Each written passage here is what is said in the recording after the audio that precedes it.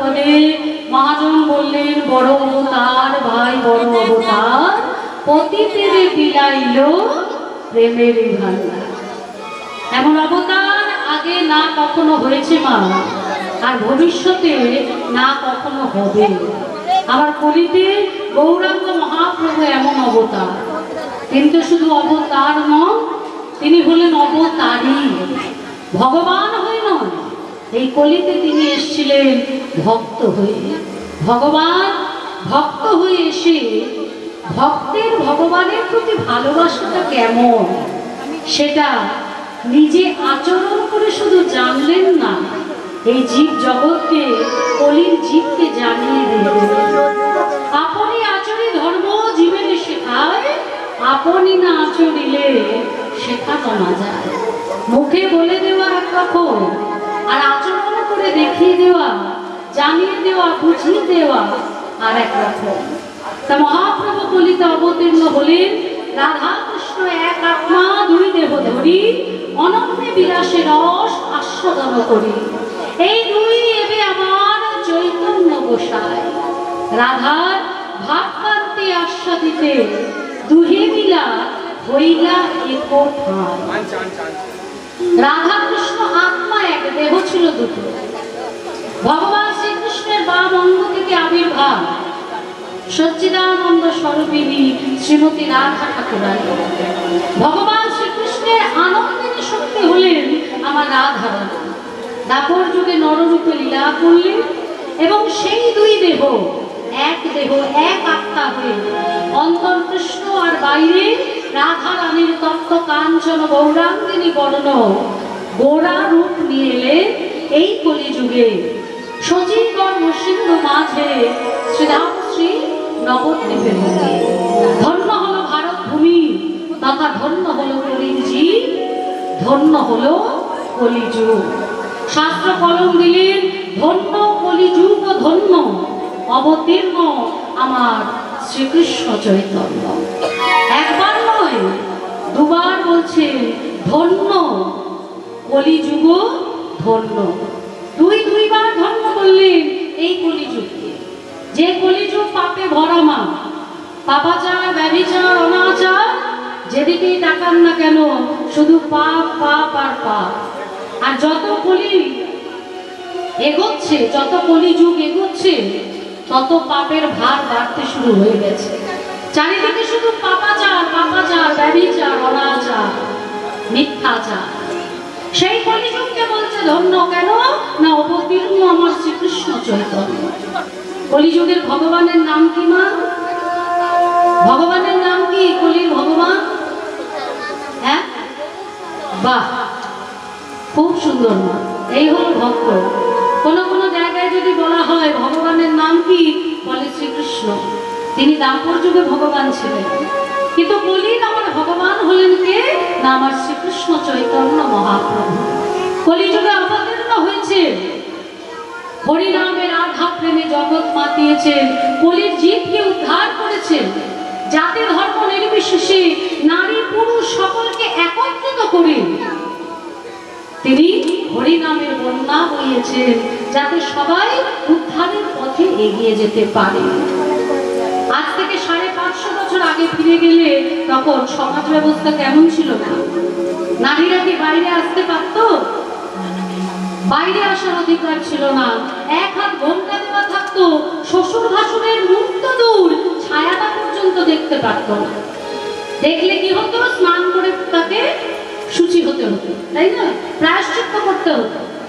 আর আজকে দেখুন, এই 2024 সাল, যেখানে দাঁড়িয়ে আজকে মেয়েরা প্লেন চালাচ্ছে, ট্রেন চালাচ্ছে, বর্ডারে দাঁড়িয়ে দেশকে বাঁচাবার জন্য যুদ্ধ করছে, কি না করছে মেয়েরা, যেখানেই তাকাবেন সেখানেই। কিন্তু তারপরেও নারীরা কি সেইভাবে স্বাধীন হতে পেরেছে মা? পেরেছে স্বাধীনতা? স্বাধীনতা স্বৈরাচার কেন? স্বাধীন হতে কি পেরেছে? মায়েদের কি যুদ্ধ শেষ হয়ে গেছে?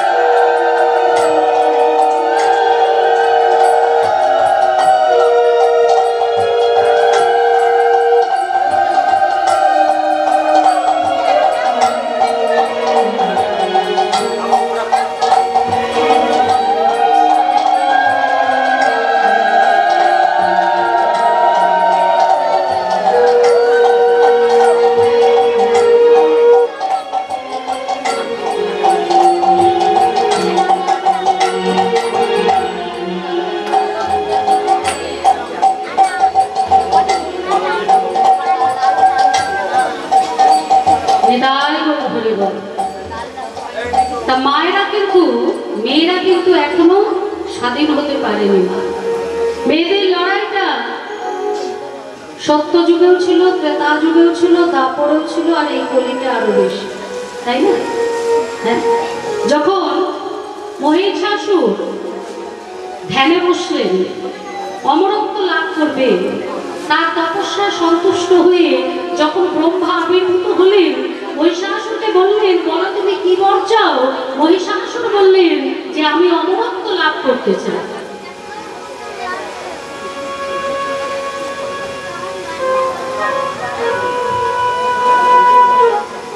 একটু ডিস্টার্ব করছি। মাল্যদান পর্ব যখন চলছে, একসঙ্গে মাল্যদান পর্ব আমি শেষ করতে চাই। আমাদের গ্রাম জয়বিন্দুপুর গ্রাম, গণ্ডক গ্রাম। এই গণ্ডক গ্রামে বিধান নন্দীর বাড়িতে যে আমরা হরিনাম সংকীর্তন শুনতে আসবো, আমাদের খুব ভালো লাগছে। আমাদের খুবই আমরা আনন্দিত, আমাদের গ্রাম আনন্দিত। গ্রামের প্রতিটি ধূলিকণাও আনন্দে যেন মেতে উঠেছে। তাই বিধান সেই সুদূর দক্ষিণ 24 পরগনা থেকে, উত্তর 24 পরগনা থেকে সুমাশ্রী রায় তিনি আমাদের কীর্তন শোনাতে এসছেন। খুব ভালো লাগছে, আমরা খুবই আপ্লুত। তাই জন্য আমাদের জয়চন্দ্রপুর গ্রামের শ্রীহরি আশ্রমের পক্ষ থেকে একটি মালা আছে, যদি উনি দয়া করে গ্রহণ করেন ভালো হয়। নিতাই গৌর প্রেমানন্দে হরি হরি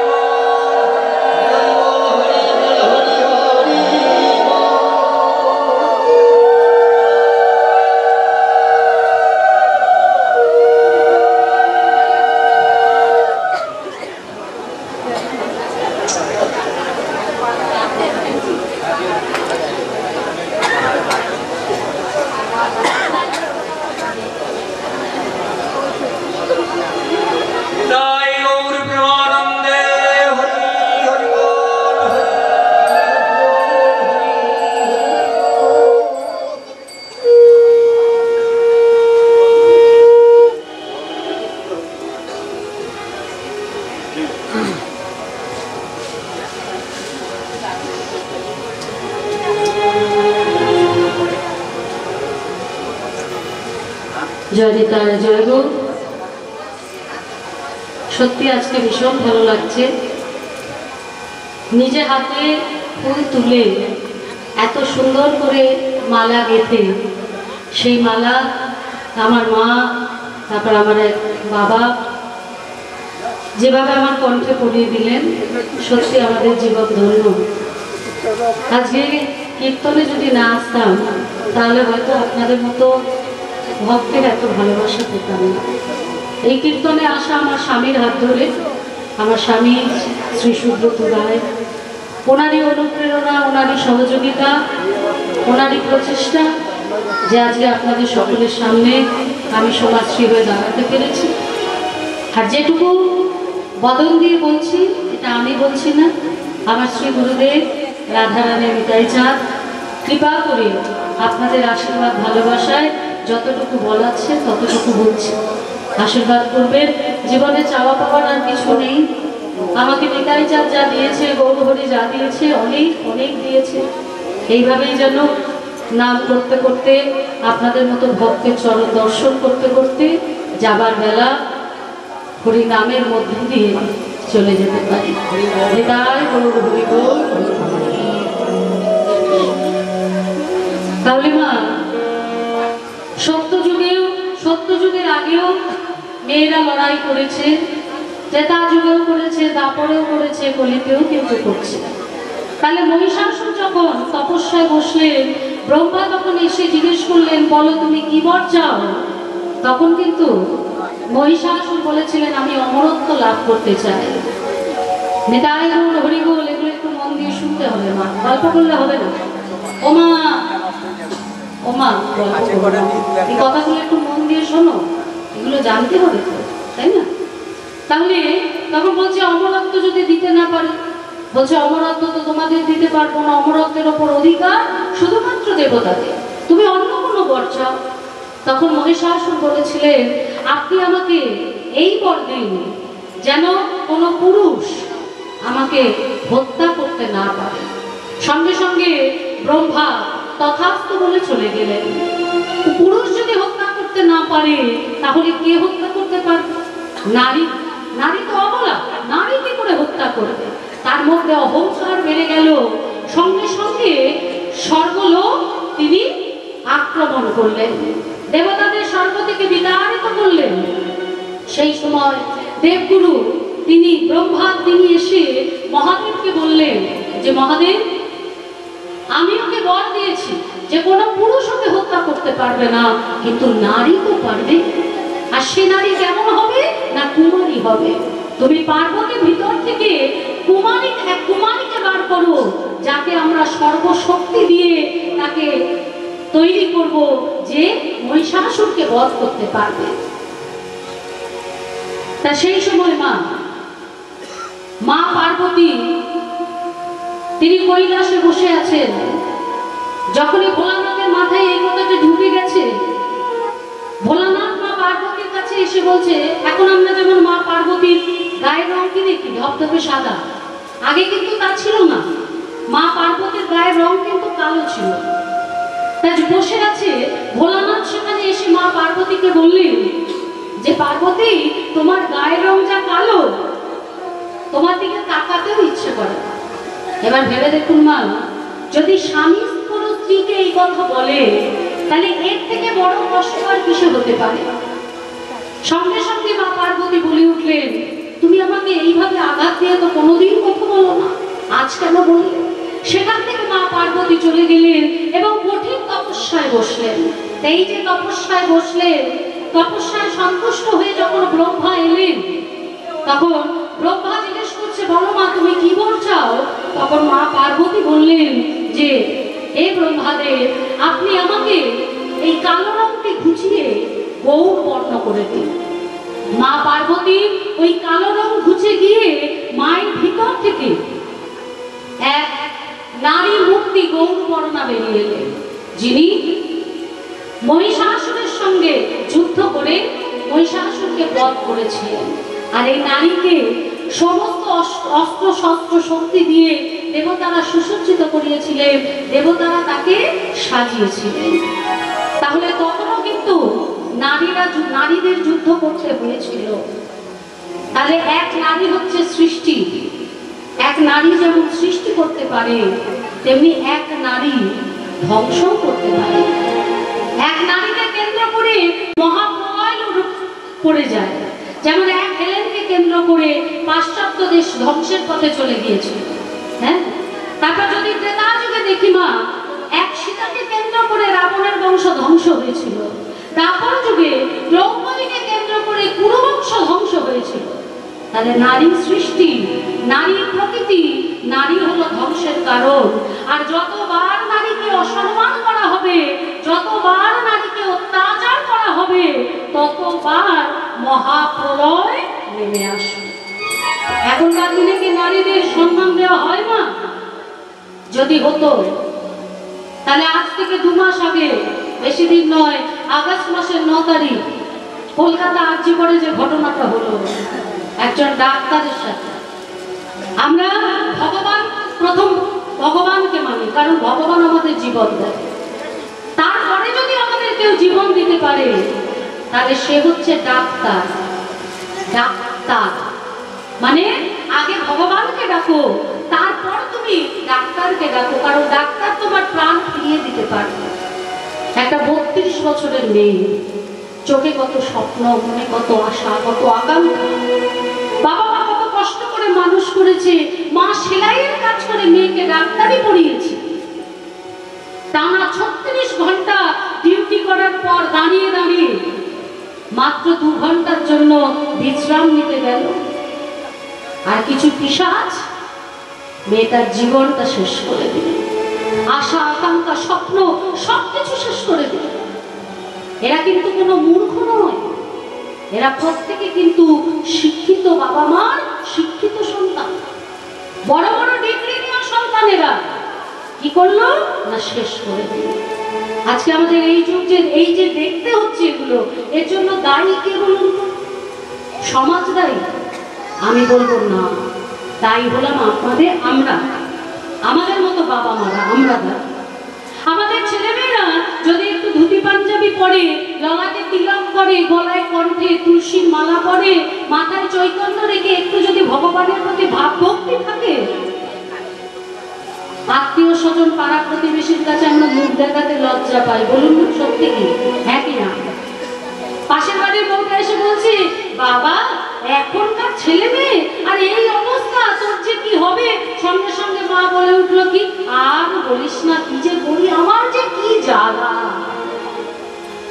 মা কিন্তু প্রতিবাদ করে বলতে পারলো না যে আমার সন্তান যেটা করছে সেটাই সঠিক পথ। এটা কিন্তু সঠিক পথ নয়। আমরা আনন্দ পাই কিসে? না আমাদের ছেলে মেয়েরা ঘুরবে ফিরবে, আনন্দ করবে, ফাটা ফাটা জিন্সের প্যান্ট পরবে, গা দেখানো জামা পরবে, এইসবে আমরা খুব খুশি হই। মডার্ন ছেলে মেয়ে, তাহলে বলবে লোকে মডার্ন ছেলে মেয়ে, মডার্ন বাবা মা নিজেরা হাতে করে সন্তানদের জীবনটাকে আমরা শেষ করছি। মা সমস্ত আবদার তাদের মেনে নিচ্ছি, যা চাইছে আমরা তাই শুনছি, আর এইভাবে আমাদের সন্তানদের আমরা রসাতলে পাঠাচ্ছি। এক একটা নর পিশাচ তৈরি হচ্ছে। এখনো সময় চলে যায়নি, এখনো সময় আসতে আসতে। এদিকে ও দাদা, এখনো কিন্তু সময় যায়নি, সময় এখনো আছে, এখনো আছে। নর পিশাচ হবে না, তারা নর মানব, ভালো মানুষে পরিণত হবে। কি করলে হবে মা? গীতা পড়াতে হবে। একটা খুব ছোট্ট ঘটনা আপনাদের কাছে বলি, দেখুন। এপিজে আব্দুল কালাম নাম শুনেছেন? হিন্দু না মুসলমান না খ্রিস্টান? বলুন দেখি। মুসলিম। কেন বাবা মুসলিম বললেন? কারণ ওই যে কালাম নামটা আছে, এপিজে আব্দুল কালাম, নাম থেকে আমরা জানতে পারি যে উনি মুসলিম। আচ্ছা, উনি আমাদের কে ছিলেন? প্রাক্তন রাষ্ট্রপতি ছিলেন। তাই এপিজে আব্দুল কালাম যখন বিদেশে গিয়ে পড়াশোনা শেষ করে বড় বড় ডিগ্রি, সোনার মেডেল নিয়ে ফিরে এলেন, তার মাকে প্রণাম করে বলছে, মা গো, আমি বড় বড় ডিগ্রি নিয়ে এসেছি মা, আমি পড়াশোনায় অনেক উন্নতি করেছি। মা কিন্তু খুশি হলেন। মা ছেলের দিকে তাকিয়ে বলছে, বাবা তুমি বড় বড় ডিগ্রি পেয়েছো, সোনার মেডেল পেয়েছো, তুমি কি মানুষ হতে পেরেছো? বড় বড় ডিগ্রি আর মেডেল পেলেই হবে না, ভালো মানুষ হতে হবে। তুমি কি ভালো মানুষ হতে পেরেছো বাবা? দেখুন মায়ের কথা, আমরা হলে লাফাবো, কিন্তু মা বলছে ডিগ্রি মেডেলে কিছু হবে না বাবা, তুমি কি মানুষ হতে পেরেছো? কালাম সাহেব মাকে বলছে, মা মানুষ কি করে হওয়া যায়? সঙ্গে সঙ্গে মা বলে উঠলেন, যদি মানুষ হতে চাও, তোমার কোনো হিন্দু বন্ধু থাকলে তুমি তার কাছে যাও, তাকে গিয়ে জিজ্ঞাসা করো, সেই তোমায় বলে দেবে তুমি মানুষ কি করে হতে পারো। বলছে হিন্দু বন্ধুর কাছে যাও, সে বলে দেবে। তাই কালাম সাহেবের একজন হিন্দু বন্ধু ছিলেন। কালাম সাহেব তার কাছে গেলেন, গিয়ে তাকে বলছে যে হ্যাঁ রে, বলতে পারিস মানুষ কি করে হওয়া যায়? সেই বন্ধু ছিলেন স্কুল মাস্টার। সে বলছে, হ্যাঁ রে কালাম, তুই কি আমার সঙ্গে রসিকতা করছিস? তুই এত বড় বড় ডিগ্রি নিয়ে পাশ করেছিস, সোনার মেডেল পেয়েছিস, তুই আমাকে জিজ্ঞেস করছিস মানুষ কি করে হওয়া যায়?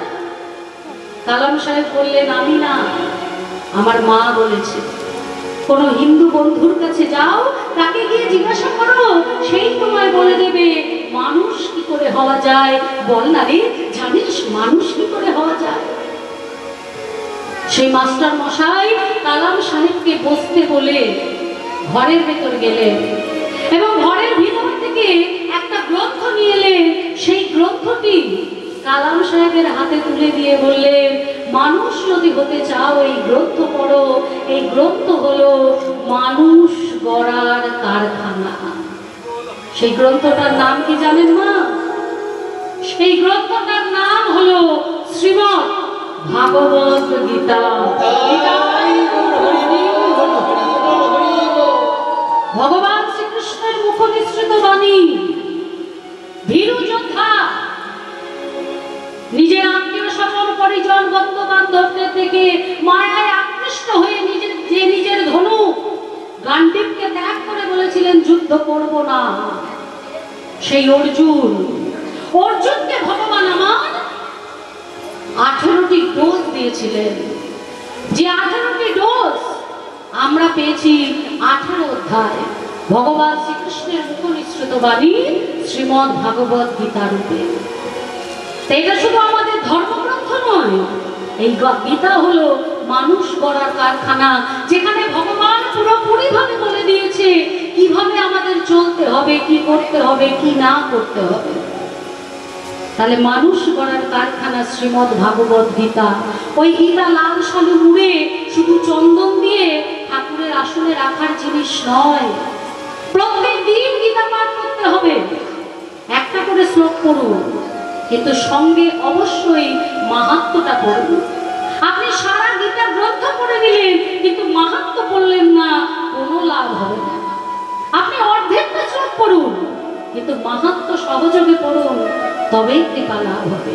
নিজে পড়ুন, সন্তানকে পড়ান, পাশে বসিয়ে পড়ান। প্রথমে শুনবে না, 21 দিন আপনি জোর করে বসিয়ে 10 মিনিট তাকে শোনান। 21 দিন পরে সে আপনার শাড়ির আঁচল টেনে বলবে, মা গো, ও মা, ওই গ্রন্থটা পড়বে না মা? চলো না মা, ওই গ্রন্থটা পড়ে শোনাবে। আমি গ্যারান্টি দিয়ে বলে দিলাম আপনাদের, 21 দিন আপনারা পড়াবেন, 21 দিন বাদে আপনাদের সন্তান আপনাদের বলবে ওই গ্রন্থটা পড়ো মা। তাহলেই মানুষ করা হবে, তা নাহলে হবে না মা। কারণ যে সময় আমাদের এসছে, আমাদের সন্তানদের সব দিক থেকে তৈরি করতে হবে। মা লক্ষ্মী, মা সরস্বতী করে বসিয়ে রাখলে হবে না, প্রয়োজনে মা দুর্গা, মা চণ্ডী, মা কালী করতে হবে তাদেরকে।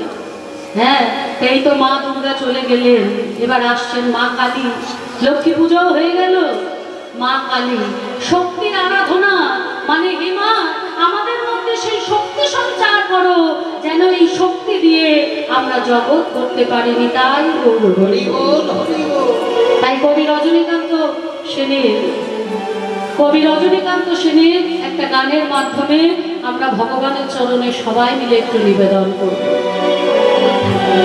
তুমি মঙ্গল করে মলিন মর্ম বোঝাই, তুমি নির্মল করো মঙ্গল করে মলিন মর্ম বোঝাই, তব পুণ্য কিরণ বেজাত মোহ কালিমা বুঝায়, মলিন বুঝায়, তুমি নির্মল করো মঙ্গল করে মলিন মর্ম বোঝাই। বলছে তুমি নির্মল করো, একটু একটু করে বলবো, বুঝে নিন। তুমি নির্মল করো, নির্মল মানে পরিষ্কার, পরিষ্কার করো। মঙ্গল করে, তোমার ওই হাত দুটি, কর মানে হাত, তোমার ওই হাত দুটি দিয়ে পরিষ্কার করো। কি না? মলিন মর্ম মুছাই। মলিন মানে, মলিনতা মানে কি? ময়লা। মর্ম মানে হচ্ছে অন্তর, মুছাই মানে পরিষ্কার করে দেওয়া। তোমার ওই কর দুটো দিয়ে তুমি আমার এই মনের ময়লাটাকে পরিষ্কার করে দাও। দেখবেন বাচ্চারা যখন অঙ্ক করতে বসে বা কিছু লিখতে বসে, আর লিখতে বসে বারবার চেষ্টা করেও সে সেটা করতে পারে না, তখন সে তার মাকে ডাকে, ও মা, এসো না মা, কত চেষ্টা করছি, কিছুতেই করতে পারছি না, একটু দেখিয়ে দিয়ে যাও না মা। বারবার চেষ্টা করেও যখন বাচ্চারা পারে না, তখন মা বা টিচারের সাহায্য দেয়। ঠিক তেমনি মা, আমরাও অনেক চেষ্টা করেছি, কিন্তু নিজেদের হাত দিয়ে আমরা আমাদের এই অন্তরের মলিনতাকে দূর করতে পারছি না। তাই হে দয়াময়, হে কৃপাময়, তুমি তো সর্বশক্তিমান, ওই হাত দিয়ে তুমি গিরি গোবর্ধন পর্বত ধারণ করেছিলে, তাই তুমি পারবে, তুমি পারবে দয়াময়, তোমার ওই হাত দিয়ে আমার অন্তরে এই মলিনতাকে দূর করে দিবে। তুমি নির্মল করো মঙ্গল করে বলিল আর মুছাই তব কুন্দ কিরণ দিয়ে যাক মোহ বাসনা ঘুচাই বলিল আর মুছাই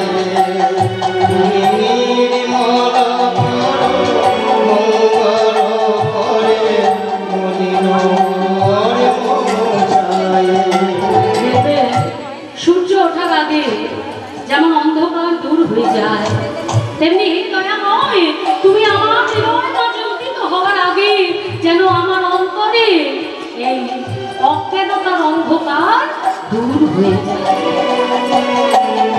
ভগবান বলছে বাবা বাবা তুমি আজকে কীর্তনের আসরে এসছো, এত ভক্ত সঙ্গ করছো, তা সেই জন্য বুঝি আমার কথা মনে পড়েছে? দেখো গো কি কষ্ট তোমার, কি দুঃখ তোমার, আমার বলো। ভক্ত বলছে দয়াময় আমার দুঃখ কষ্ট যন্ত্রণা আমি তো শুধু তোমাকেই বলবো, তুমি ছাড়া আর কে আছে বলো? আমার কি দুঃখ কি কষ্ট জানো প্রভু?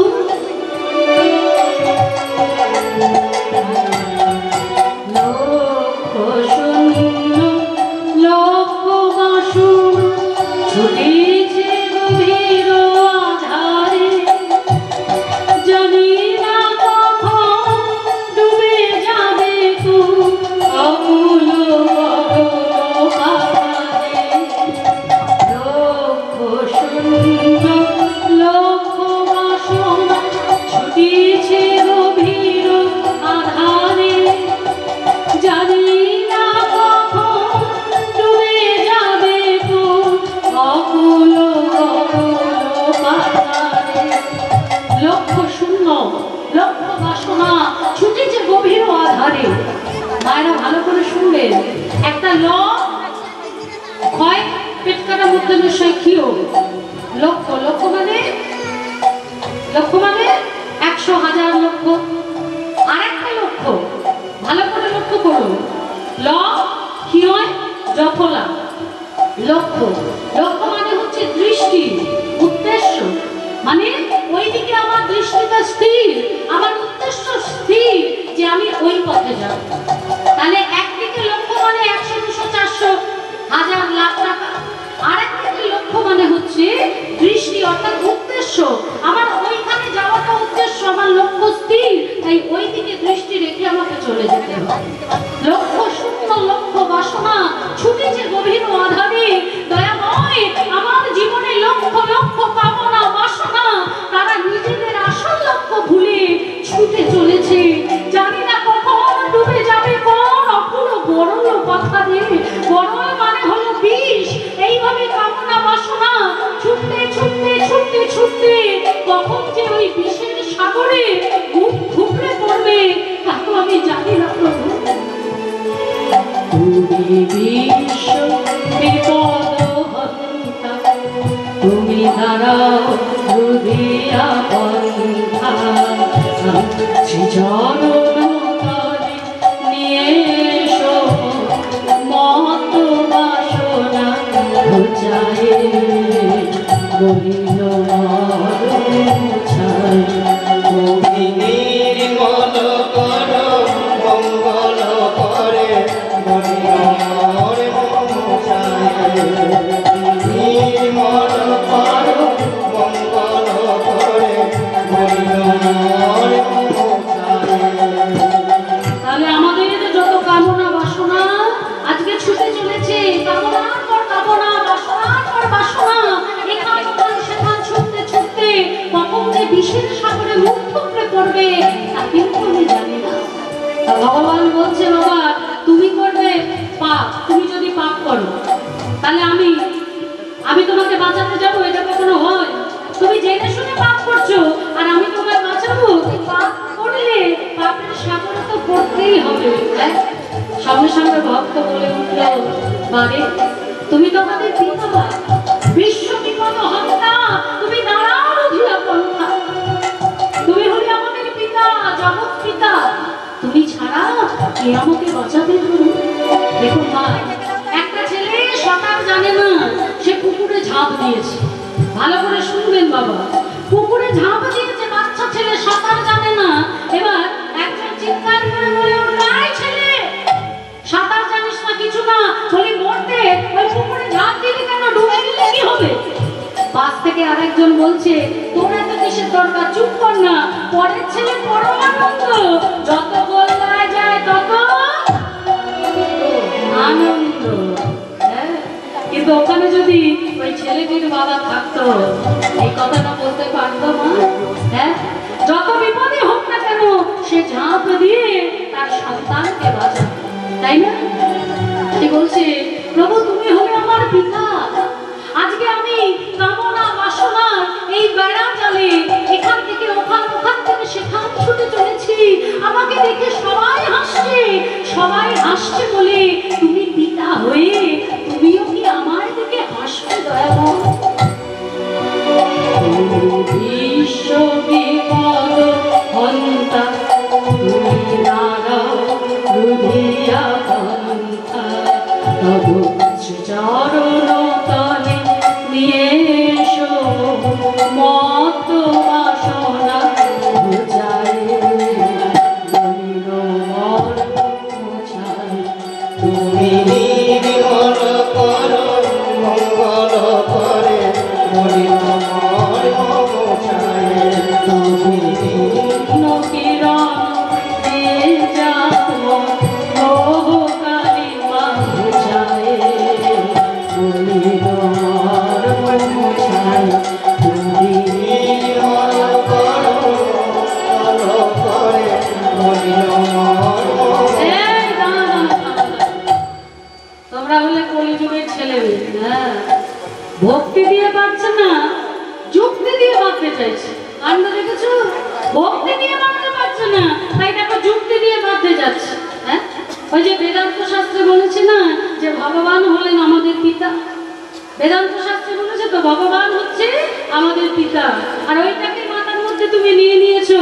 তা তুমি যে আমাকে পিতা বলছো, তা তুমি কি আমার খবর রেখেছো? আমি যদি তোমার পিতা হই, সন্তান হয়ে, তুমি কি তোমার পিতার খবর রেখেছো? বলে হ্যাঁ রেখেছি, হ্যাঁ রেখেছি। এই যে কীর্তনের হরিবাসরে যাই, দূর দূরান্ত থেকে ছুটে আসে, অনেক দূর দূর থেকেও তো অনেকে এসছেন আপনারা। এই যে আমরা দূর দূর থেকে ছুটে আসি প্রভু তোমাকে জানার জন্য, তোমাকে চেনার জন্য। বলে বাহ বাহ বাহ বাহ, তা কি জেনেছো, কি চিনেছো বলো দেখি বাবা। আমি কোথায় থাকি? আমি যদি তোমার পিতা হই আমি কোথায় থাকি বলতে পারবে? বলে হ্যাঁ, কীর্তনীয়দের কাছে শুনে শুনে একেবারে মুখস্থ করে ফেলেছি। শুনবে, শুনবে কোথায় থাকো? এই রামচন্দ্র থাকে অযোধ্যায়, কৃষ্ণ থাকে বৃন্দাবনে, আর মহাপ্রভু তিনি থাকে নদিয়া নবদ্বীপের মাঝে। আরো আছে, আমি আরো জানি, আরো কোথায় কোথায় তুমি থাকো দয়াময়, বলবো কোথায় কোথায় থাকিবা। আছো অনলয়ানি চিরনখনি উদাসনীলে কহনি, আছো বিদ্রোহীলতা জলদের উদয় শশীকারতায় তপনে, আছো অনলয়ানি। অনল, অনিলে, অনল মানে কি? অনল মানে কি? হ্যাঁ, আগুন। অনল মানে হলো আগুন, আর অনিল মানে বাতাস। তুমি অনলে আছো, অনিলে আছো, চির নভনীলে, নভ মানে আকাশ, আর নীলে আকাশের ওই চির যে নীল রং, ওই নীল রঙের মধ্যে তুমি আছো।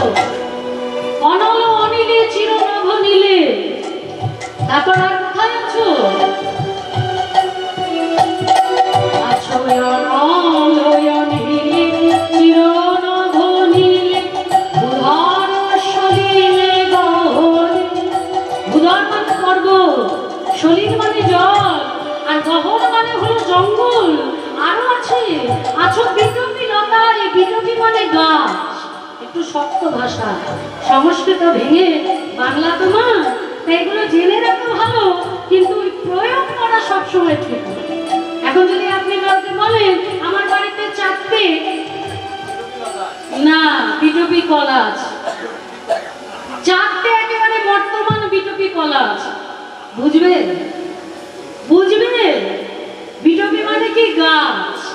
আচ্ছা, বিটপি লতায় জলধের গায়, বিটপি লতায় মানে ওই গাছের মধ্যে তুমি আছো, জলধের গায় মানে জলধ মানে মেঘের মধ্যে তুমি আছো, শশী তারকায় তপনে, অর্থাৎ চাঁদের মধ্যে আছো, তারার মধ্যে আছো, সূর্যের মধ্যে আছো। এই জগতে যেখানে যা আছে সব কিছুর মধ্যে তুমি আছো। বলে কীর্তন শুনে শুনে এটা তো জেনে গেছো আমি কোথায় কোথায় থাকি, তা আমার বাসাটা যখন জেনে গেছো, বলি আমায় ধরতে পারছো না কেন? তুমি তো জেনে গেছো আমি কোথায় থাকি, তাহলে আমাকে ধরতে পারছো না কেন? বলে কি করে ধরবে দয়াময়?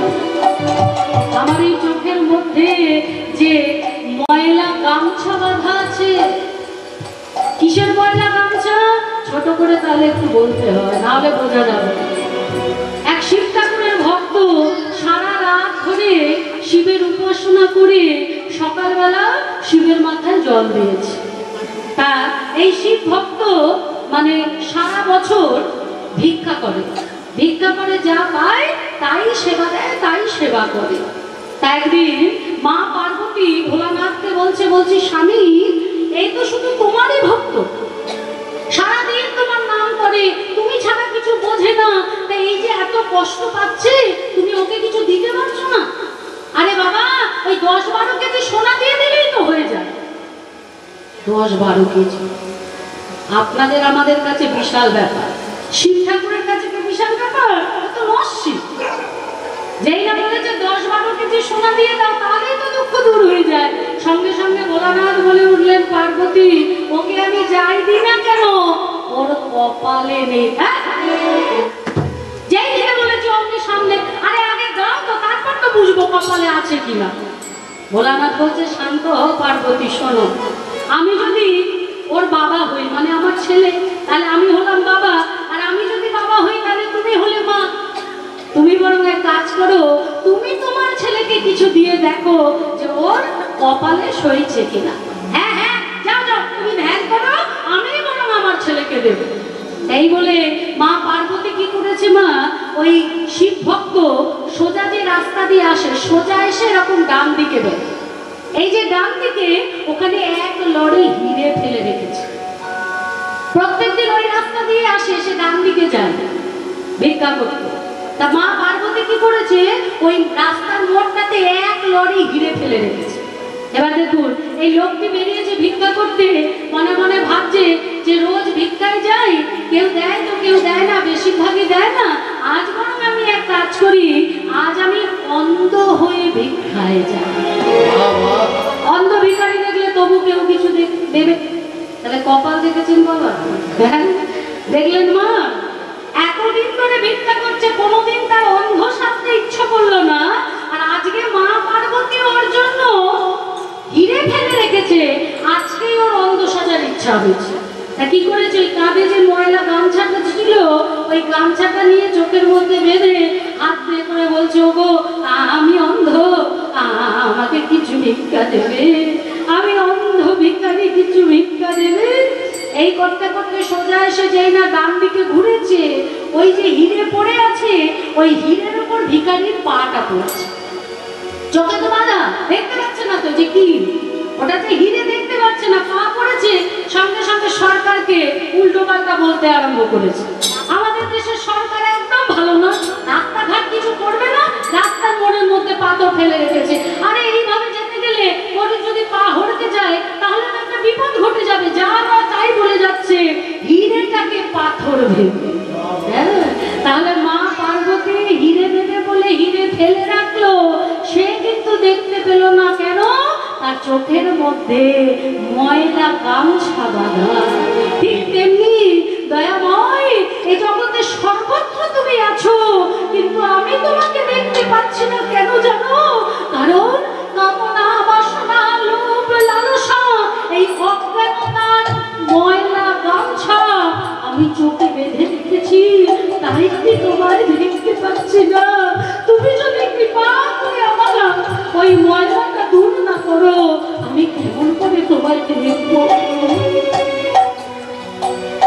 আজ সুজনলয়নী চিরনভনী বুধার সুদিনে গহনে আচরিত বিলাতা জলদের গান শশী তারকায় তপনে শশী তারকায় তপনে